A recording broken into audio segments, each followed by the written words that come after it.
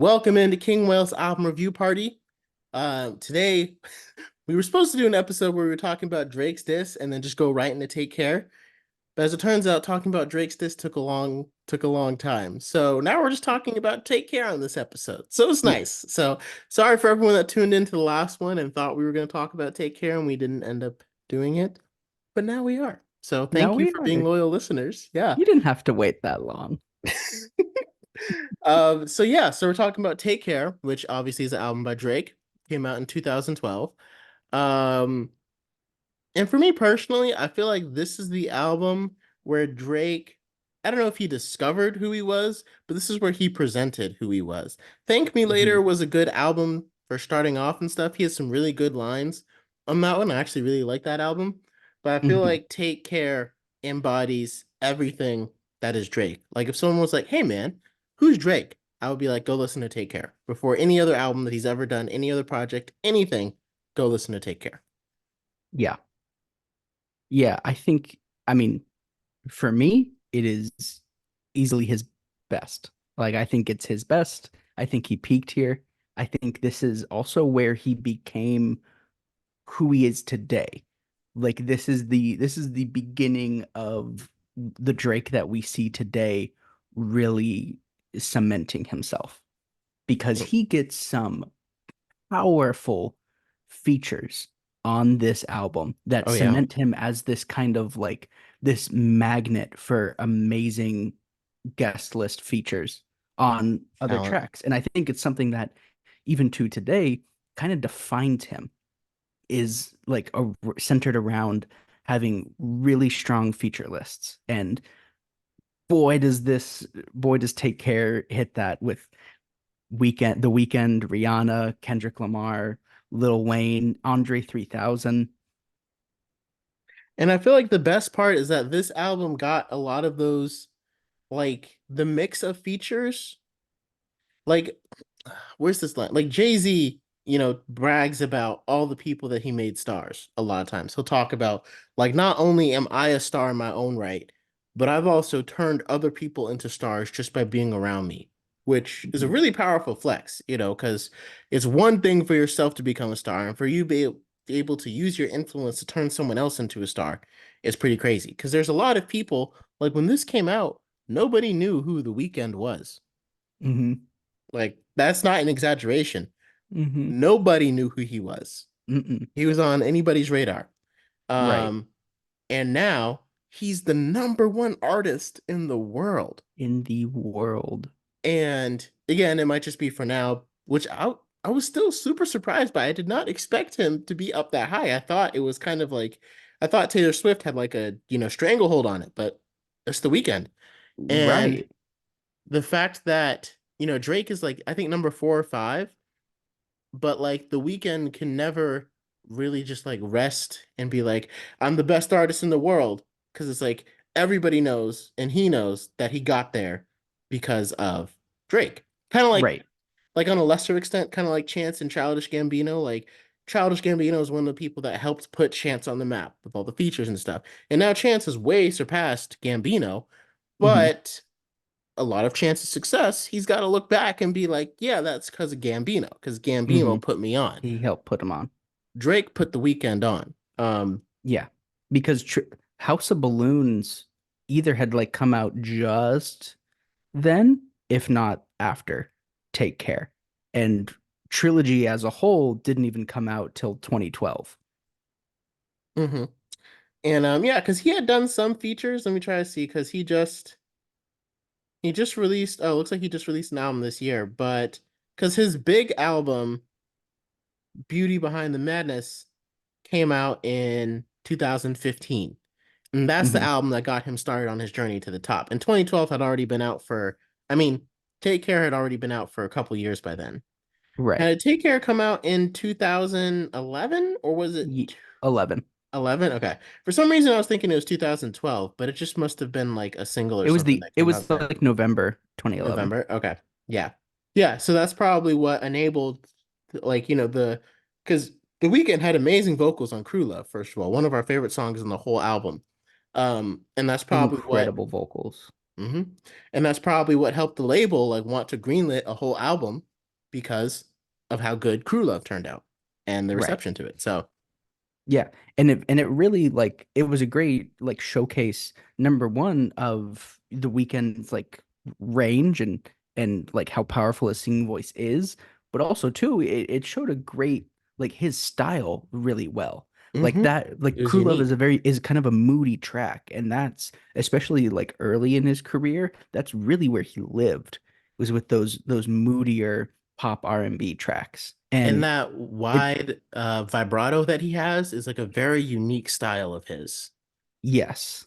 And it's almost weird because it almost makes me laugh because Drake has little moments throughout the album where it almost sounds like he's trying to do because this is like a little more and like he's younger here and he's still getting a footing for his style and he almost has these little vibrato moments with the way he's singing rapping It's like and he it's can't really sing like you The can't Weeknd, you dude. can't really you You can't really can't do it. But really. that sense like died out of his style. Mhm. It's not quite as much what he does anymore. So, what makes this Drake's best album to you? I For me it is I think it's the fact that I don't think there's a miss here. Like Hmm. there's no misses for me at least.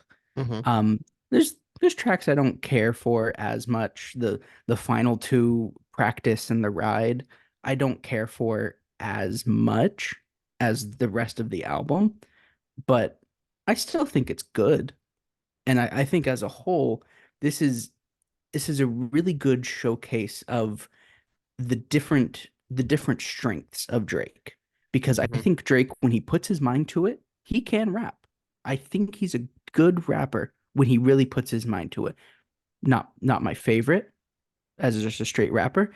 Not I would say even the best as just a rapper, but he is very skilled and he's also a great singer when he puts his mind to it. And when he sings, I think he's got Hmm. a nice singing voice and he blends like melodic pop and R&B and rap into this album so well that it creates a style that's really only Drake's. Yeah. Like there's no other artist. I try to think of other artists who are kind of similar, and I think of maybe Childish Gambino more early on, like early on in his career, and then when he got his footing more with like stronger electronic influence, and then he delved really hard into the R&B side with Awaken My Hmm. Love. And I just look at Take Care here and I see something that is wholly and uniquely Drake. Because even modern like and when I say that, I mean like the kind of Drake that's influential to the genre. Because now looking back, I can see Take Care's DNA in a lot of other pop rap. Oh yeah. Like everywhere else. Hmm. It I Take Care. I say while like Drake again, he directly put on The Weeknd, but The Weeknd has never tried to be a rapper. Everyone knows he's an R&B singer. He's a singer. Hmm. But without Drake, we wouldn't have Post Malone. We Hmm. wouldn't have Black. We wouldn't Hmm. have 21 Savage. I don't even think we would have Travis Scott. I don't even think we would have Future Hmm. because that melodic rap style, Drake started it.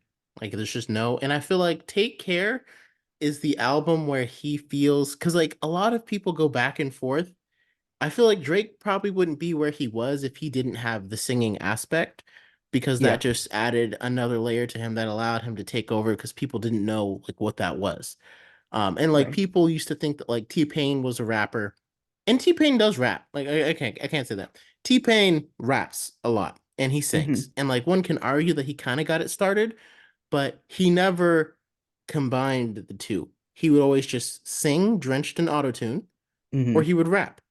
There Hmm. was a very distinct difference. It was like he was turning into another character. It was like oh, I hate to like relate this to video games, but it was like one minute he was Shelled Zelda and the other minute he was Sheik. Like he was turning into like a different persona. Hmm. I know that was rough, but it's the only thing I could think of. Uh, but for Drake, again, it's not a different persona. It's all Drake. And I feel like Right. Take Care is the perfect album that embodies this because later on he did this album, Scorpion, and like half of it he's like rapping all hard and the other half he's just singing. And it's like, yeah, I because like some people are like, oh, Drake sings too much, and other people are like, oh, he raps too much. And it's like he's just an artist. Like he just has his own Y- style that just Yeah, depending on the song depends on what he's gonna do. And I right. think Gambino is a good illustration because his Camp album I think came out a little bit before Take Care, Hmm. and he was kind of doing that. And his if that album had been as popular as Take Care, Hmm. or maybe if like it had come out before Drake's Thank Me Later, because Drake was starting to do it a little bit on Thank Me Later, but Take Care's really, Sure, really took it to another level. sure. That's where it Um, became like a finalized thing. yeah. And maybe if Childish Gambino's name, like, I mean, I love his name and I love Childish Gambino, but like that's not really like a chart topping name, if that makes sense. Like Drake just like rolls off the tongue so easily. Sometimes it's just about the name. Like, you know what I mean? I don't know. I Here's what I will think say. having The It, Weeknd and Rihanna on your album yeah, that will do that too. help a Oh, little bit. what I will say is Childish Gambino's name doesn't seem like it's one that's concerned about being at the top of the charts. It's concerned more about being an artist. I feel like Drake, because Drake isn't even his name. Like, his name is Aubrey Graham. I feel Right. like Drake just like this very successful stage name kind of name. And it just Hmm. because it's very simple, it's very easy, and like it completely embodies him. And that's Hmm. why I think this album works so like what's your favorite song on this album? Because for me, I have to say it's the title track, Take Care. Mm. Take Care is amazing. In fact, I love that that three hit of Crew Love, Take Care, and then Marvin's Room right Hmm. after. Very, very moody, very emotional. And I was gonna say another thing too of this era of Drake. This is more where he's way more in his feels here, and Hmm. he's always been an emotional rapper. He's always been in his field, but it felt so it feels very genuine here. And a lot of his later emotional rap feels like trying to capitalize on something he's known for. This is where he became known for it. And so because it's so fresh, it's so new, it feels way more artistically motivated. It feels a lot better. And listening to it, it's more genuine. Because emo is one of those things where it can kind of they can kind of get locked into a phase, and it can be hard to take seriously at times when looking back. And I think Take Care does a good job of being almost like this emo rap that still works, Hmm. like to this day. Hmm. Um, I do love like the feature of The Weeknd and Rihanna is great. Marvin's Room is beautiful. I remember I remember a quick anecdote to Take Care. That was one of like my first like breakups in high school. Take Care was the song that I listened to get me Yeah. through that breakup. And I remember this very specific moment of like 2 a.m. me being like an emo like teenager. Yeah. I went on like a midnight, like a late night run, and I was listening to that album and I was listening to Take Care. And like I had this moment, like I was under like a street, like it was so like, It was surreal. Yeah. yeah, I was under a street Hmm. lamp and I was listening to Take Care and I was like, yeah, I like get it it. gets it. Yeah, it Hmm. was like, it was for me, perfect time and place. I've been great since, To but me, great song. and like I always talk about different rappers and how they have different strengths and things. Like, Mhm. Drake is the most commercially successful rapper right now. But again, Drake wouldn't even be here if it wasn't for Jay-Z. And I think Mhm. Jay-Z is obviously the rapper with the most success ever, right? Mhm. To me personally, I think Lupe Fiasco is the best rapper lyrically. Mhm. Entendres, triple entendres, all that kind of stuff. Lupe has, to me, the crown on that. When it comes to technical flow ability, I think that's Eminem, hands down. Eminem, he can do things to make raps that other people physically cannot do. They just cannot do it. And Eminem can do it.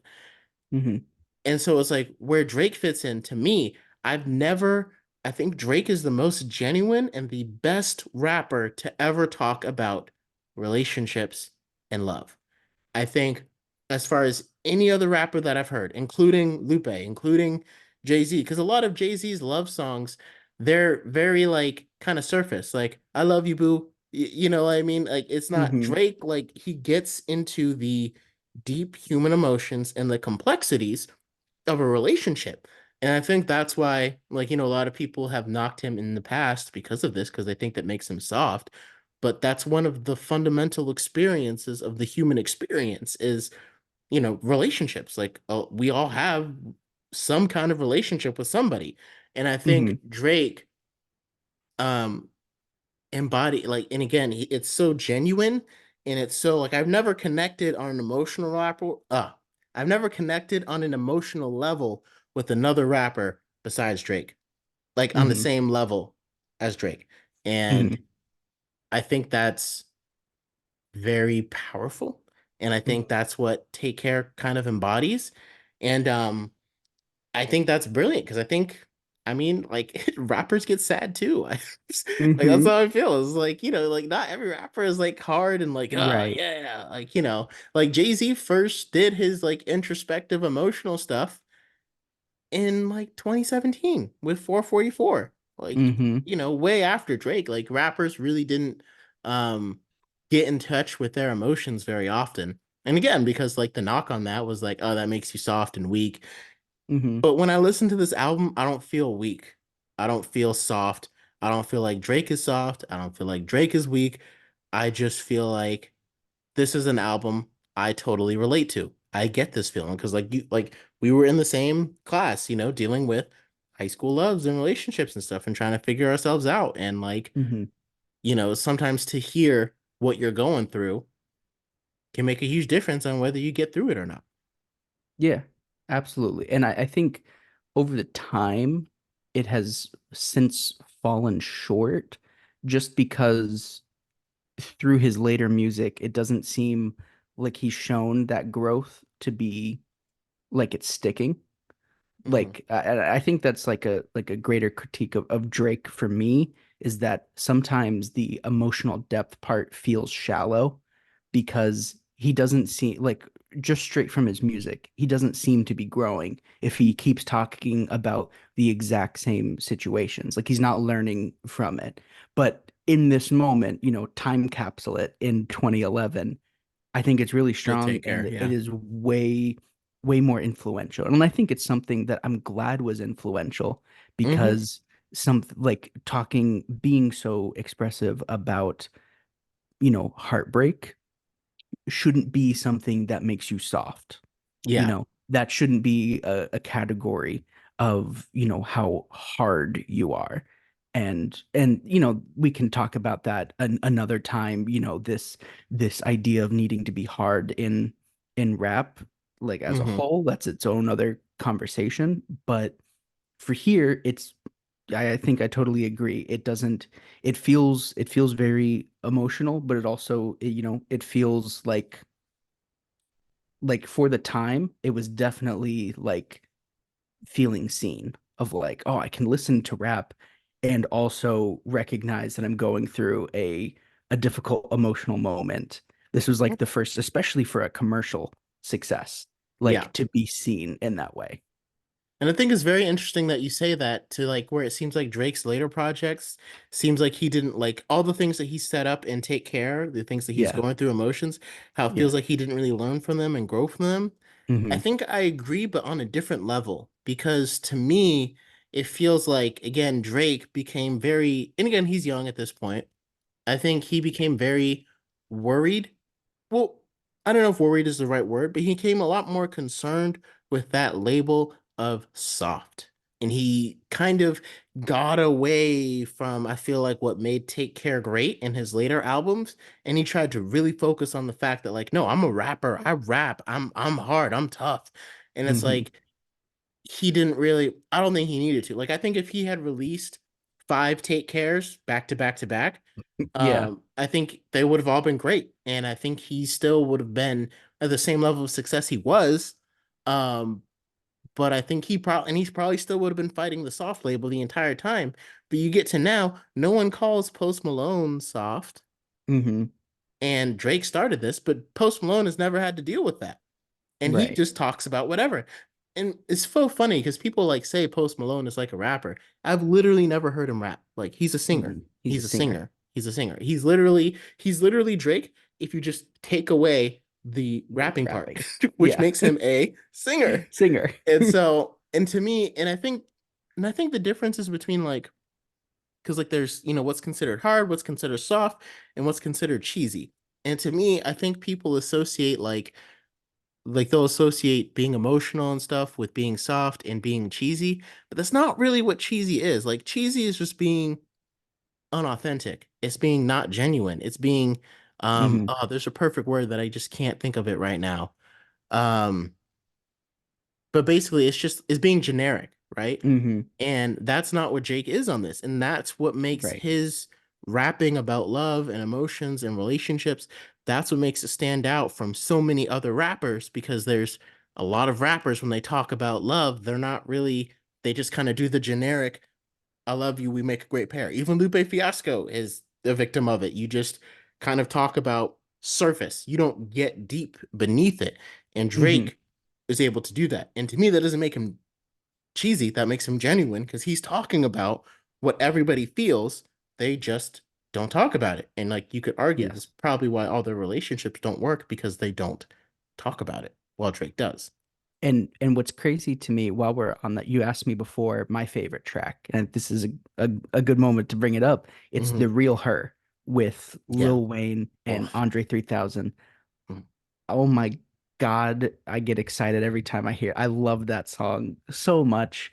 Um, and it's great because Lil Wayne has a verse that is a little bit more like it's so weird hearing Lil Wayne It doesn't make sense. like it doesn't feel like it should work, yet it does. And I like that that's the effect that Drake can have because, Drake, Lil Wayne, and Nicki Minaj too, the three of them have like a bunch of songs that they all feature on each other with. Hmm. This is like my personal favorite of any of those like shared features because of all of them, I think Drake is influencing his style on Lil Wayne more than Nicki's ever influenced her style on the two of them, or Lil Oh Wayne has yeah. ever influenced his style on the others. Drake is influencing his style on Lil Wayne, and Lil Wayne gets a little introspective. I don't know how deep and personal it is for his own life, but the fact that he can spit Yeah. out a verse that is introspective like that is great. And then, of course, Andre 3000 is the perfect person to have on that because the dude is a wizard behind a Oh mic. yes. And Yes. especially for rapping so personably, like such a perfect pairing. And Uh, I wish we had a whole album of just Andre 3000 Drake and rapping like Entre this. 3000. Yeah. Have you ever heard this is kind of a little off the subject, but Chance the Rapper has this song with Lil Wayne. Lil Wayne has a song with Chance the Rapper. He was featured on it. It's called You Song. I Uh don't know if you ever heard it before. It's like, this is Maybe it not a love song. This is a you song. I mhm. just happen to love you. Does it sound Mhm. familiar? I'd A have little to bit? hear it. Okay. Because I feel like that's one of Lil Wayne's best verses ever because he's talking about like the way that he describes his relationship with this girl. It's so deep and introspective, and I feel like that's exactly like while Drake did rub off on Lil Wayne on this verse, I feel like in that song, like Lil Wayne was channeling his like inner Drake. Almost like Yeah. I feel like he wouldn't have come up with that verse if he didn't meet Drake and do a song with him. You could Mhm. tell that what he was talking about because his verse was better than Chance's on it. And we all know Chance has never been afraid to showcase his emotions, Mhm. but Lil Wayne, and some people say like that was Chance's influence on Lil Wayne, but I think I see more what you're saying. That verse was Drake's influence on Lil Wayne because Lil Wayne's Mhm. verse on that song is much more. So if you haven't heard it, for anyone listening, You Song, Chance the Rapper, and Lil Wayne, it's a fantastic song. It's a good But song. again, back to this one. This goes to one of the reasons why Andre 3000 is always going to be considered one of the best rappers up there, who's Yes. even though he's never done a solo rap album, even though He was, one half of the duo Outcast, and for many songs that became really popular, Big Boy was kind of like, So Fresh, So Clean. Big Boy had the first two verses, and like I'm not gonna say Andre was in the background, obviously, but it was definitely a partnership. It wasn't like one and so, but Andre 2000 is given all these flowers as one of the best rappers in the game because of Yes. verses like this. Yes. 100%. He he kills it. Um and in that way, it almost makes me feel bad because I definitely love that track for Andre 3000 on it more than Drake's verse or Lil Wayne's verse. But I think the combo just makes for a great track. I mean, Drake gets hype on this album as well. Mm-hmm. We got Hypher, which is really good right after two tracks after The Real Her. Yep, good Really track for Lil good. Wayne to feature on. Yeah.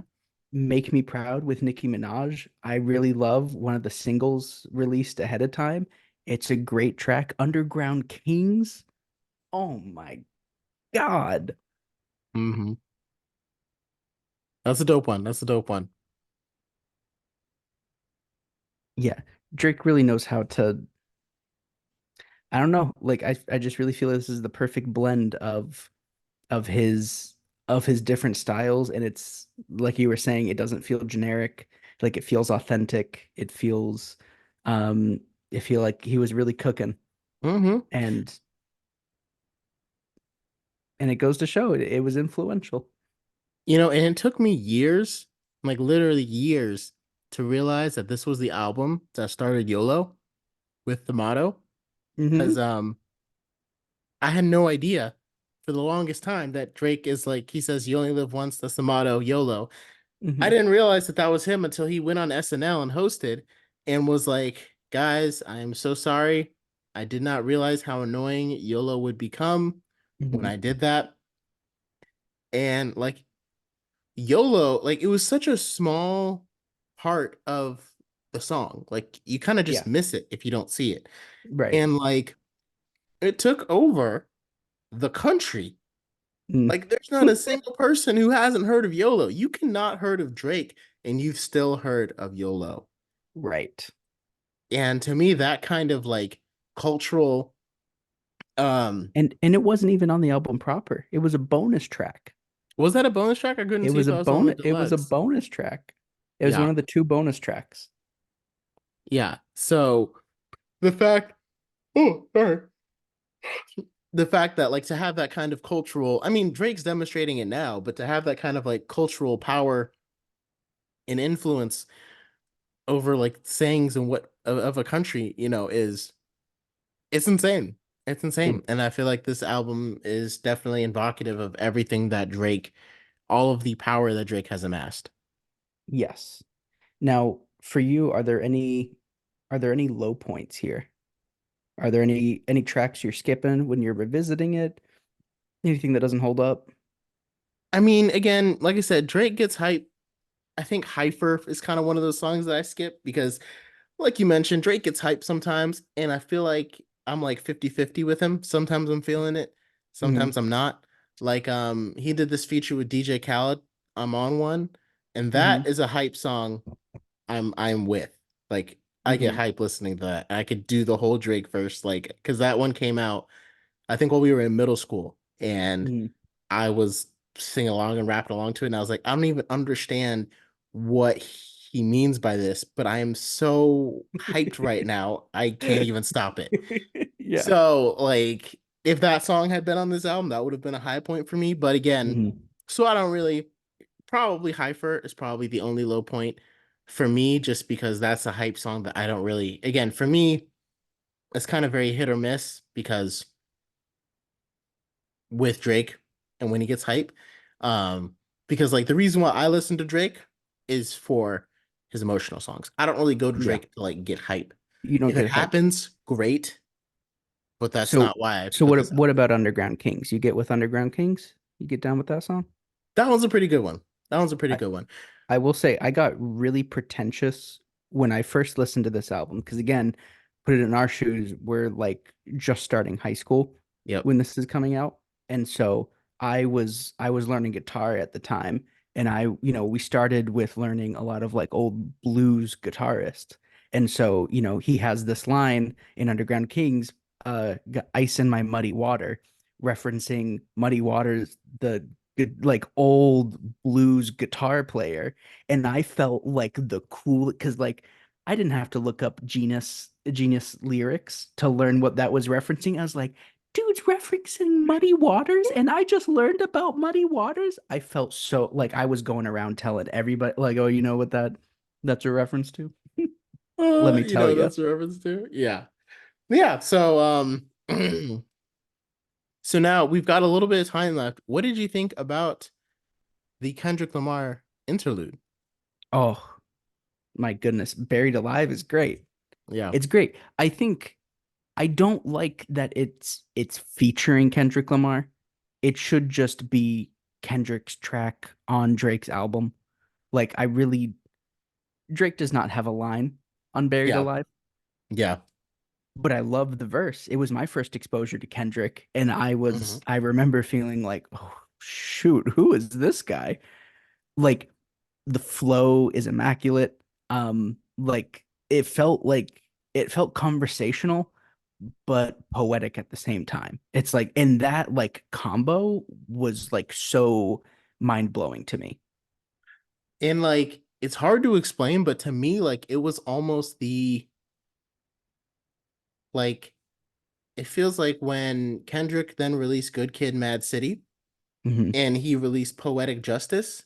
Hmm. Like Poetic Justice almost feels like a continuation of Take Care. Hmm. Like especially Drake's verse on it, but also if you compare, like if you listen to the two songs back to back, Hmm. Buried Alive and then Poetic Justice, it feels like not only in this song, it feels like Kendrick Lamar was setting up some themes for his Good Kid, Mad City, but when Drake Hmm. featured on Poetic Justice, it felt like he was continuing themes from Take Care. So like it Hmm. almost makes those albums feel like related, even though like they're not. Like Ooh, Take Care is like interesting. a deeper version of the love story that Kendrick has with, Yeah. Sheree. I don't know why I can't think of her name. I've listened to the album a million times, but like it feels like that's like the deeper love story of Good Kid, Mad City, because Yeah. that she plays a huge part of it. Um, so it's just why like I referenced it because again, I love Drake's Interesting. verse on Poetic Justice. I think Oh, it makes the entire song. I think without like I'm not going to say that absolutely. doesn't work without it, but the song doesn't really. Oh, okay. See, I don't think I would I go don't know that if I could go far, that. That but was kind of a bold. That was a bold take. it's a bullshit. I But should you have know warned what? everybody, but But hold on, let me put a hazmat suit on, man. I'll say this. I'm not gonna say like it doesn't work, but I don't think I would listen to it if Drake wasn't. I wouldn't Oh, listen to it as much. I'll have to go back and listen to it with that context because I want to listen to them both back to back now to see if I'm hearing what You you're hear what I'm hearing picking because up? that's Yeah. that's really Yeah. interesting. Yeah. But yeah, no, this album every time I listen to it, I feel taken care of. Like in my core, I love it. Yeah. It's like comfort food. And so for me to Hmm. try to look at it critically is very difficult because when I listen to it, I feel like I'm in high school again. Like I get transported into that feeling Hmm. and I'm happy for what it did for me and looking at music because it it exposed me to a huge world of rap, a genre I wasn't really allowed to listen to as a kid, but it was poppy enough that I was allowed to. And so Yeah. I'm so thankful I got that chance. I heard what I could, and I'm glad it exists. And I'm glad Yeah. I listened to it. Yeah. Because I think by this point, when it had come out, I was already like I already knew Drake. I was already pretty familiar with rap. Um, I was a huge hip hop fan. So this album I can see why if this was your first foray into like the world of hip hop and rap, this was a good choice. This was a good Mhm. choice. And I see why it had that kind of impact. So let us know what you thought about Take Care, of course, because again, while we care about our thoughts, we want to hear about yours as well. Mhm. And we will go on to the next album. We have a request that we're going to get to next. It is Good and Evil by Tally Ho. And that will be the next episode that we do. So make sure you guys tune in, hit that like and subscribe button, and we will see you next time. And until then, take care.